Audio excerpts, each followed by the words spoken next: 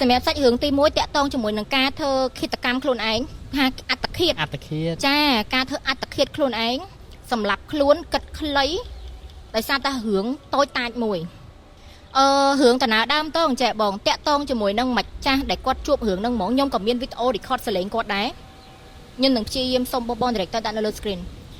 គាត់ប្រាប់ខ្ញុំថាគាត់ជាក្មេងមួយជាកូនពៅនៃគ្រួសារមួយហើយគ្រួសារគាត់ធូរធារមែនតែនអញ្ចឹងកូនស្រីគាត់ព្យាយាមសម្រេចចិត្តថាអូអត់ទេចង់មកនៅភ្នំពេញចង់មករៀននៅភ្នំពេញអញ្ចឹងម៉ាក់គាត់លក្ខណៈគ្រួសារធូរធារដែរ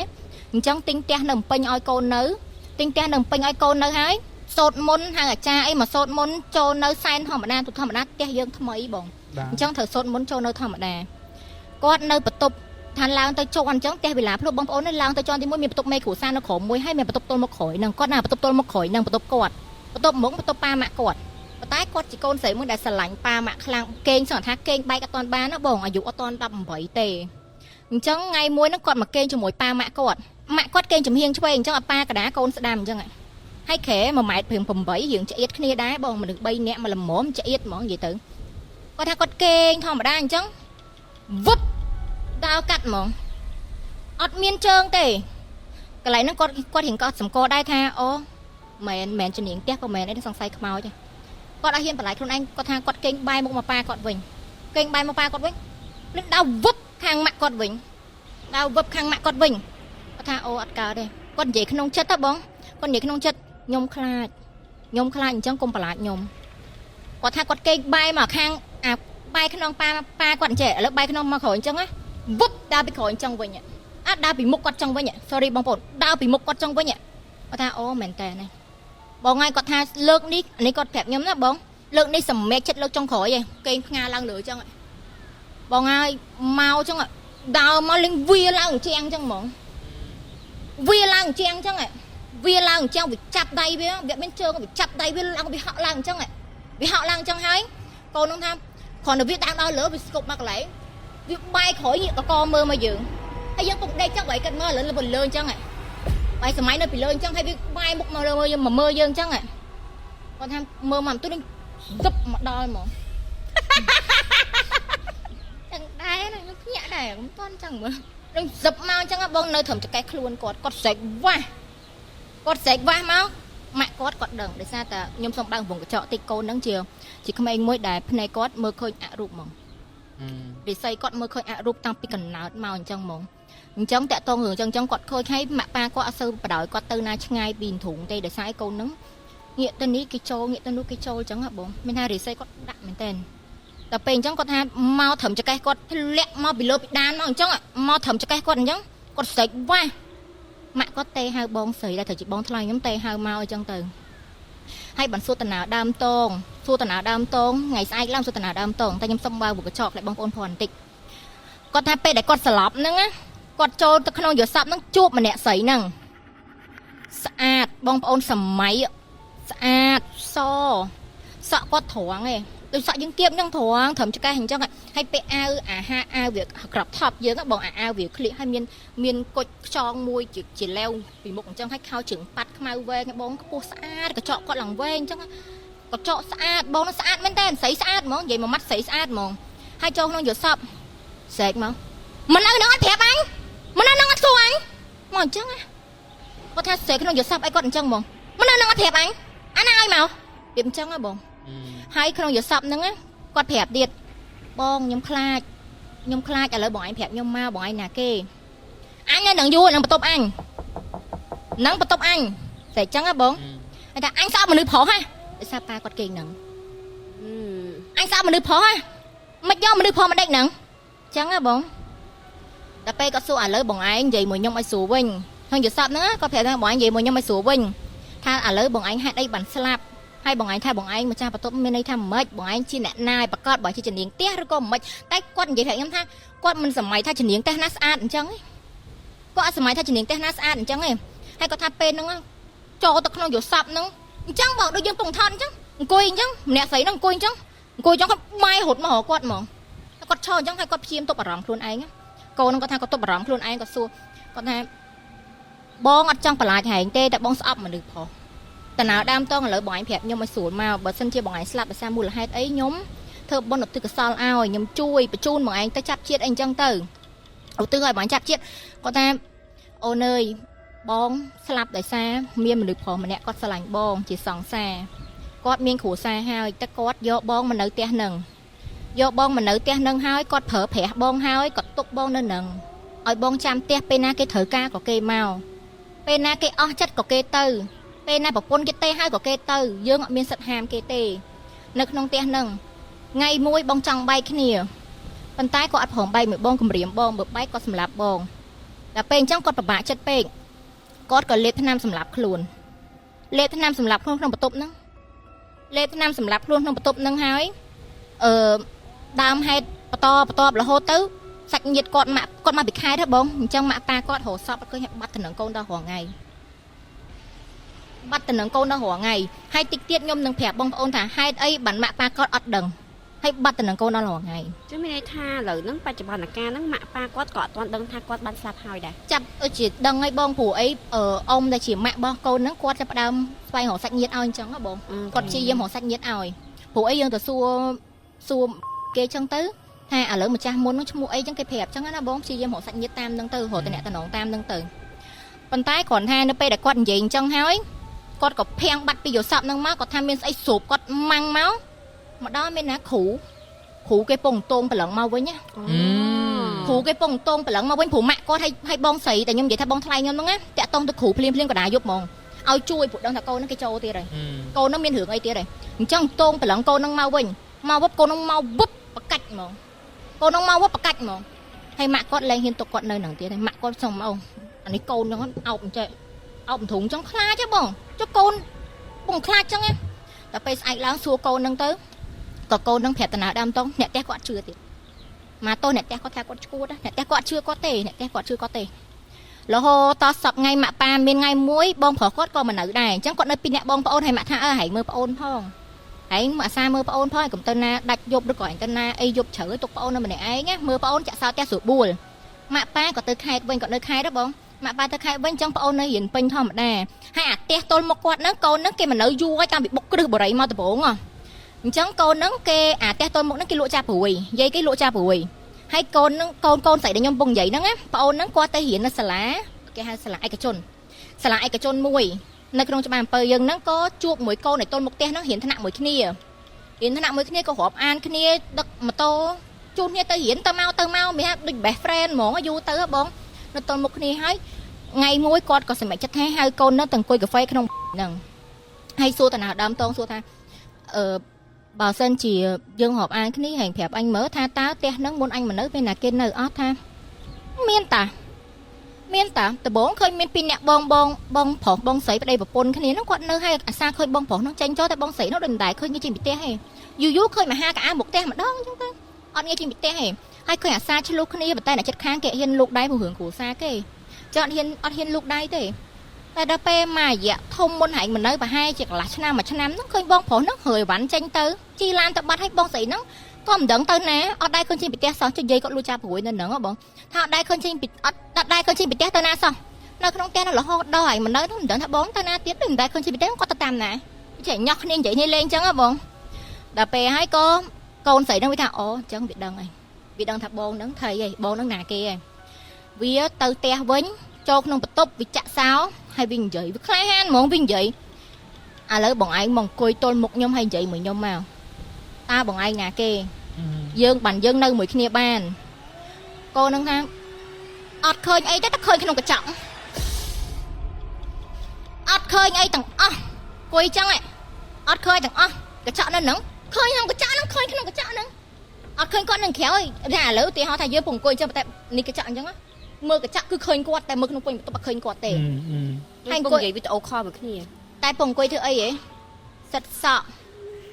លាបក្រែមលាបម្សៅចុះទូសំអាងកូនក្នុងបន្ទប់កូនស្រីក៏មានគ្រឿង make up គាត់លាបក្រែមលាបម្សៅសិតសក់បងនឹងស្រីស្អាតគេស្រឡាញ់ខ្លួនណាគេស្រីស្អាតគេគេស្រឡាញ់ណាគេស្រឡាញ់ខ្លួនណាហើយនិយាយពីផ្ទះស្អាតថាអត់បោះផ្ទះក៏ផ្ទះស្អាតដែរបើជឿឡៃហ្នឹងអត់បោះផ្ទះក៏ផ្ទះស្អាតដែរគេស្រឡាញ់ណាដល់ពេលសួរបងឯងណាគេខ្ញុំប្រាប់ឯងហើយឯងខ្ញុំណាគេខ្ញុំស្លាប់ដោយសារអីឥឡូវនៅមួយគ្នាហើយនិយាយយូរទៅក៏ចោះសម្រងគ្នានៅមួយគ្នាបដ ாய் cho sầm rong cái nên nâu mùi cái này bà nói cái nông bật tục nâng á mình phỏ tu mà năm pi năm cái châu ban đây con phỏ cái châu ban ở bốc cái châu mình ban bong phỏ cái châu aiแต่ phỏ châu ban tì tục nâng WhatsApp phỏ có slap bị xăm được phỏ chẳng ngày muối cọt hà cọt ban từ lên mạ cọt ngày chung của ngày ông tu có sorry bong bong lại nó nhôm hiển phe ăn tích cọt hẹp nhóm á cọt từ lên te nâng sọc mạ cọt te hai từ sọc chẳng cọt hà chẳng bật con tạ phượng bật ri phượng bật ấy sủa búa hỏi chạ sao te sủa búa hỏi pi nẹt bong ấy chi lan màu chẳng cọt thua tận nào từ hay cọt ha cọt bật phượng bật bãi bật ấy áo hay bật át áo hay cọtสวัสดิភាពcọt khai bón tiên miênปัญหาฉลองจะร้อนเพลิงฉลองไอ้จังกดสวัสดิភាពមែនតើบัดเพลิงจะซาวเอาให้បន្ទប់គាត់បើកវាំងនោនបងវាំងនោនផ្ទះគេអ្នកគ្រាន់បាវាំងនោនមានអាស្បៃពីក្នុងហើយមានអាវាំងនោនកណ្ដាប់ពីក្រៅចាគាត់បើកតាពីក្រៅហើយអាស្បៃគាត់បិទធម្មតាអញ្ចឹងពេលថ្ងៃពេលព្រឹកពេលថ្ងៃមកចាំងចូលមកឃើញបន្ទប់ហ្នឹងធម្មតាគាត់វាមិនច្បាស់មិត្តភ័ក្ដិគាត់នៅផ្ទះតូនមុខនៅជាន់លើតាណាគាត់ហ្នឹងនៅជាន់លើតាណាគាត់ហ្នឹងមិត្តភ័ក្ដិគាត់ថាហែងថ្ងៃបុណ្យខ្ញុំមកហ៊ាននិយាយថាបុណ្យភ្ជុំក៏អ៊ំទូគេខ្ញុំភ្លេចlạiហ្នឹងដែរណាហែងថ្ងៃបុណ្យហែងក៏ហោះអញទេថាហែងទៅផ្ទះអញខំមកបួវាមើលកុនហែងក៏ហោះអញទៅផ្ទះហែងអត់ចង់ទៅមួយអញទេរបៀបមិត្តភ័ក្ដិរៀងអន់ចិត្តចឹងណាតែពេលឲ្យគាត់ថាអញទៅមែនតើអញទៅលេងផ្ទះម៉ែហៅទៅផ្ទះហែងបុណ្យទៀតអញទៅលេងស្រុកទេចុះដល់ពេលមកទោសមិត្តភ័ក្ដិបោកអញដល់ពេលឲ្យថាអត់ទេអញទៅមែនតើអញក៏ហោះអញទៅអីអញក៏ហោះអញទៅអីគ្មានទេអញឃើញឯងអង្គុយផាត់មុខអង្គុយសិតសក់ព្រោះតែយកគ្មានដេកគ្មានពួនទេឯងនៅធ្វើស្អីហែងឯងក៏ចង់ស្អែកថត TikTok ហ៎ឯងថត TikTok ឯងធ្វើខ្លួនគាត់ស្មានមិត្តភ័ក្ដិគាត់ថត TikTok បងស្រីណាឯងថត TikTok ឯងធ្វើខ្លួនសិតសក់ផាត់មុខរាល់ថ្ងៃរាល់តែយកប្រាដែរដេកគេបើកភ្លើងចោលឯងចេះនិយាយអញទៅស្រុកអីចឹងណាហើយគាត់ក្នុងចិត្តគាត់ថាអូយបងស្រីហ្នឹងហើយបងស្រីហ្នឹងហើយដល់ពេលហើយលេងគាត់ថាគាត់ទៅបន្ទប់វិញគាត់ទៅដល់គាត់មកវិញបងមកពីស្រុកវិញគាត់ឡើងទៅបន្ទប់បិទទ្វារឲ្យគាត់និយាយគាត់អង្គុយលើក្រែប៉អញ្ចឹងគាត់និយាយបងឯងប្រឡាចគេទៅអីបងមើលទេឲ្យតាបងមើលទេឲ្យតាថាបងមើលទេឲ្យតាហើយនិយាយសុបួយគាត់ថាបងស្រីហ្នឹងល្អហើយស្រឡាញ់គាត់នៅយូរទៅស្រឡាញ់ទៅត្រង់ថាអញ្ចេះមនុស្សនៅការស្នេហ៍មិនឈ្នះស្និទ្ធទេបងនៅយូរទៅស្រឡាញ់ទៅអញ្ចឹងព្រមអានគ្នាបងប្អូនបកកើតគាត់ថាគាត់ពិបាកចិត្តអីគាត់និយាយប្រាប់បងស្រីហ្នឹងនិយាយតទៅតមកបានប្រយតមកបានបដ ாய் ប៉ុន្តែគ្រាន់ថាអត់ឃើញរូបគេបើថាឃើញក្នុងកញ្ចក់យូវីដេអូខលចាឃើញក្នុងកញ្ចក់ហើយបើថាលឺគាត់អង្គុយអញ្ចឹងនិយាយអញ្ចឹងលេងលឺពីចំហៀងមកជាមកអញ្ចឹងខ្សោយគឺថាបងអើយខ្ញុំចិត្តប្រឡងហើយពិបាកចិត្តណាហើយក្នុងថ្នាក់ខ្ញុំអត់មានមិត្តភ័ក្ដិមានអីទេខ្ញុំពិបាកចិត្តណាគាត់ថាអូនឯងទៅពិបាកចិត្តធ្វើអីនិយាយខ្សោយដូចមនុស្សអត់មានកម្លាំងហ៎បងអូនឯងទៅពិបាកចិត្តធ្វើអីអូនឯងគេងហើយគាត់ថាឲ្យតែពេលគាត់គេងខែហ្នឹងគាត់ម្នាក់ឯងអញ្ចឹងដឹងតែពងគេងសុកចឹងភួយកម្រើកមកបើកខ្លួនឯងចូលដេកដែរហីអញ្ចឹងណាគាត់តំណគាត់មួយបងស្រីហ្នឹងគឺស្រឡាញ់គ្នាដូចបងប្អូនបកើតអញ្ចឹងស្នេហ៍មកចាដល់ពេលថ្ងៃមួយគាត់ចាប់ផ្ដើមហើទៅនៅខេត្តមួយម៉ាក់គាត់វិញម៉ាក់គាត់សម្រេចចិត្តថាលក់ផ្ទះហ្នឹងព្រោះអត់ចង់ឲ្យកូនស្រីនៅឆ្ងាយគាត់ពងពេញស្រឡាញ់ចឹងឲ្យដូរទៅរៀននៅខេត្តវិញទៅនៅមួយម៉ាក់វិញទៅមានបញ្ហាអីគាត់ទុកចិត្តជាងគាត់ក៏ហើអីវ៉ាន់ហើយអស់បងស្រីហ្នឹងលេងអង្គុយយំហ្មងបងស្រីហ្នឹងលេងអង្គុយយំក្នុងបន្ទប់ហ្នឹងហ្មងវាចឹងហើយខ្សោយយំឲ្យក៏លួចខ្ញុំប្រាប់បងឯងក៏លួចលហឹមហ្មងវាចឹងយំចឹងហើយគាត់បិទទ្វារបន្ទប់គាត់និយាយបងឯងកើតអីគាត់និយាយខ្សោយមកវិញហើយនិយាយនៅជាដដែលបងមុនអូនឯងទៅបងសុំនិយាយការពិតនិយាយការពិតប្រាប់អូនឯងបានអត់គីឡូណែជួយបងបានគាត់ថាអញ្ចឹងមកចង់ចូលខ្ញុំមែនហ្នឹងហើយបងសុំចូលម្ដងទេបងអត់ធ្វើបាបអូនឯងទេវឹបចូលបដ ாய் កូនគាត់ប្រកាច់ឲ្យគាត់បាក់និយាយអារម្មណ៍ហ្នឹងមកតបងឯងគាត់ចង់បងឯងដឹងអាវាចង់បាក់និយាយមកវាប្រកាច់ចូលបើថាមនុស្សចូលរូបប្រកាច់ចូលលេងគាត់ស្រែកវ៉ាស់ទៅម៉ាក់គាត់រត់ឡើងមកមកកប៉ៅអីមិនកប៉ៅអ៊ំតាអូមែនកូនគាត់ទេគាត់ដឹងខ្ញុំពិបាកខ្លាំងក៏វាអត់មួយពួកខ្ញុំលេងខ្លាំងទោះតែគេដឹងថាខ្ញុំស្លាប់គេយកសាកសពលើបាត់ដៃបាត់ជើងរហូតដល់លេះដៃពីខ្លួនសាកសពខ្ញុំគេយកខ្ញុំទៅកប់ចោលនៅក្នុងភក់ គេអត់មានខ្វាយខពីខ្ញុំគឺអត់ជួយខ្ញុំទៅធ្វើផងទេខ្ញុំចង់ទៅកន្លែងម៉ាក់ខ្ញុំខ្លាំងតែខ្ញុំអត់អាចចេញផុតពីផ្ទះនឹងបានទេម៉ាក់ខ្ញុំគាត់ដឹងថាខ្ញុំស្លាប់ទៅអ៊ំនិយាយអញ្ចឹងមកឲ្យសាកសពហ្នឹង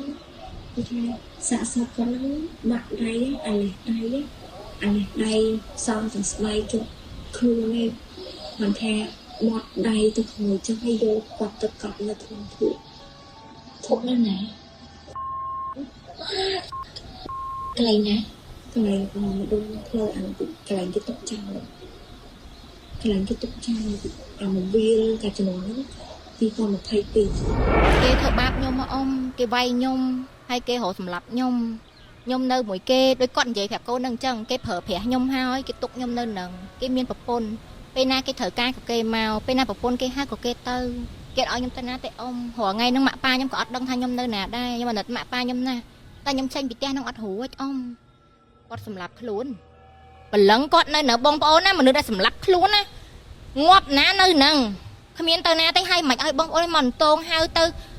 បាបប្រកម្មសម្លាប់ខ្លួនឯងនៅនឹងតិចថាបាក់ចិត្តណាចង់កសិន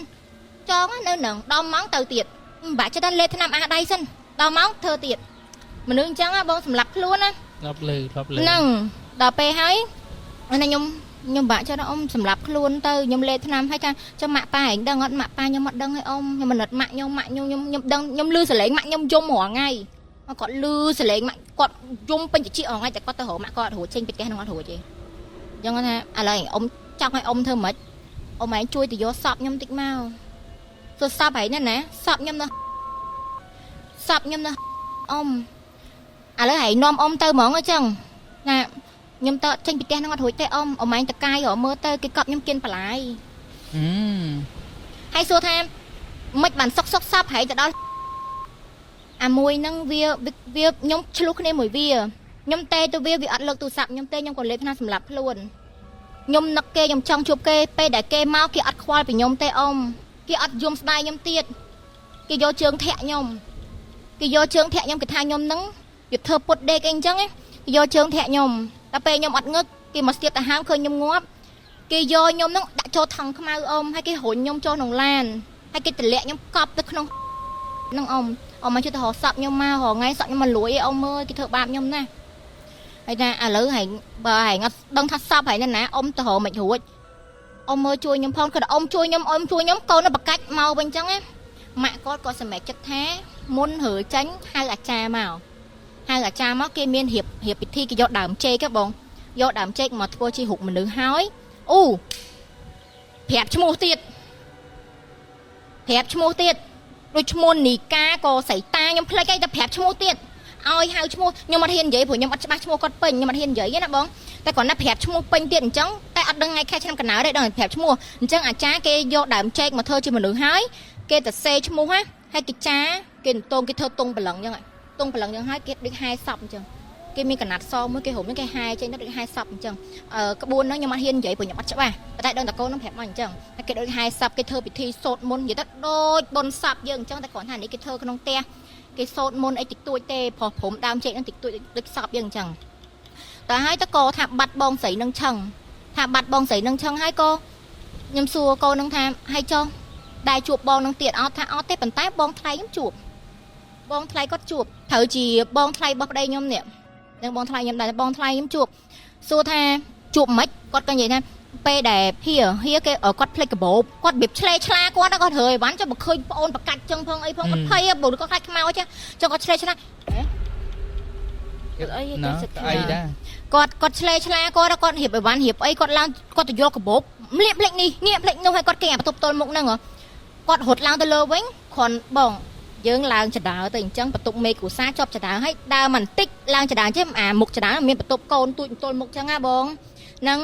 ថាគ្រាន់តែឡើងទៅបែរខ្លួនមកបន្ទប់នេះឯងពីក្រោយគេណោះអញ្ចឹងក៏ហឹមដាក់ថាកូននឹងនិយាយថាអាហៀរត់ហក់មកបដ ாய் អាហៀរហក់មកបដ ாய் ថាអាហៀរងាប់ទៅចាលេងហក់ពីលើមកបដ ாய் គាត់ខ្លាចគាត់ថាកប៉ៅឲ្យឡើងទៅយកកាបូបបងតិចមកកប៉ៅឲ្យឡើងយកកាបូបបងតិចមកអាហៀរឡើងទៅថាខ្លាញ់ហើយនៅគាត់ថាអាពេលដែលគាត់រើអីវ៉ាន់ឡើងឡានបិទទ្វារចាក់សោចេញមកបងសំណោះកន្លែងហ្នឹងខ្ញុំសំណោះមែនតើ គាត់ឈរកន្លែងបន្ទប់កូនហ្នឹងបន្ទប់មេគ្រួសារហ្នឹងណាគាត់ឈរឲ្យគាត់ឈរឡើងប្អួចហ្នឹងចុះល្ងាចអីបងបច្ចៈពេលហ្នឹងរៀងអាសៀលអីគាត់ឈរឡើងប្អួចហ្នឹងកូនហ្នឹងថាងាកមើលទៅក្រោយអញ្ចឹងនៅឈរកាន់ចង្រឹងប្អួចឲ្យមើលអញ្ចឹងស្ដាយដូចស្ដាយទៅចោលគាត់ណាតែពេលកន្លែងហ្នឹងខ្ញុំចង់សួរកូនហ្នឹងវិញតែថាពិធីធ្វើឲ្យហើយចុះមិនអត់ទៅអានេះបើចិត្តខ្ញុំណាគំនិតខ្ញុំឯណាបងអាយឌីរបស់ខ្ញុំគិតថាអត់ទៅណាទេបើរកសពអត់ឃើញហ្នឹងជាងសពណាអត់រកឃើញទេត្រូវគេអត់ទេតែឥឡូវគេចាក់ដីធ្វើផ្ទះហើយហ្នឹងតែមិនស្រួលផ្ទះខ្លះធ្វើលើសពហ្នឹងហងចាធ្វើតាំងពេលណាខ្ញុំអត់បានសួរគាត់រឿងឆ្នាំបច្ចៈផងខ្ញុំបានសួរគាត់រឿងឆ្នាំបច្ចៈប៉ុន្តែខ្ញុំគិតថាដូចមិនទៅយូរពេកទេព្រោះគាត់ទៅរៀននៅខេត្តវិញប្រហែលឆ្នាំហ្នឹងដែរតែចាខាងពេលហ្នឹងម៉ាក់គាត់ឲ្យទៅខេត្តហ្នឹងហើយតែពេលដែលចូលម៉ាក់គាត់នៅក្នុងផ្ទះហ្នឹងដែរហ្នឹងមកហើយវ៉ាន់មកហើយវ៉ាន់ម៉ាក់គាត់ឲ្យទៅខេត្តឲ្យឡើងមកវិញហើយវ៉ាន់ហ្នឹងឡើងមកយកកូននិយាយចាឡើងមកយកកូនទៅវិញជួយហើយវ៉ាន់គ្នាហ្នឹងឯងតែពេលឡើងមកហើយវ៉ាន់ហើយវ៉ាន់ហ្នឹងហ្មងអញ្ចឹងហ្នឹងហើយមកប្រាប់ពូស្ដាយដឹងគេទៅអីហ្នឹងឃើញគេហើយវ៉ាន់អីហ្នឹងសុំលើកយ៉ាងក្រោយអញ្ចឹងស្ដាយដល់សប្ថ្ងៃហ្នឹងខ្ញុំសួរគាត់ក៏គាត់ថាអត់ដឹងសពនៅណានេះរត់ឃើញផងពេលធ្វើពិធីហ្នឹងយកដើមចេកមកតំណាងតែគ្មានសិទ្ធិភាពផងហ្នឹងហើយបងចុះបើរត់សពអត់ឃើញឲ្យសពដឹងកប់ណាស្មាទុំដឹងផ្ទះរថ្ងៃហ្នឹងនៅក្រុមផ្ទះណាគេក៏មិនដឹងអីចង់និយាយថាកប់ចោលហ្មងដីហ្នឹងគេទុកចោលដូចព្រៃមួយបើដែលយើងជិះតាមផ្លូវយើងសប្ថ្ងៃឃើញព្រៃមួយរៀងស្ដុបដោះស្មៅវែងហ្នឹង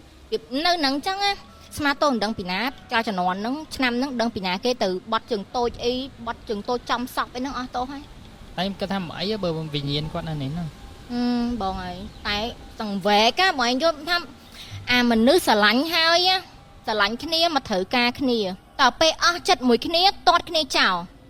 អាមនុស្សយកតែពេលមានប្រយោជន៍បងយល់អត់តែដល់ពេលអញ្ចឹងចម្ងល់ដែរគេគម្រាមស្លាប់គាត់ដល់ពេលគាត់ខ្លាចពេកគាត់ស្លាប់ខ្លួនគាត់ពិបាកចិត្តគាត់ជិះពីផ្ទះហ្នឹងអត់រួចទេគេឲ្យគាត់ទៅទេស្មាទោសដូចស្រីគេលេងអញ្ចឹងដូចស្រីគេលេងអញ្ចឹងចេញពីផ្ទះអត់រួចសម្រាប់ខ្លួនដល់ពេលសម្រាប់ខ្លួនហើយអត់បានព្រលឹងទៅណានៅផ្ទះហ្នឹងវិញនៅផ្ទះហ្នឹងវិញទៀតសម្រាប់ខ្លួនក្នុងផ្ទះហ្នឹងបង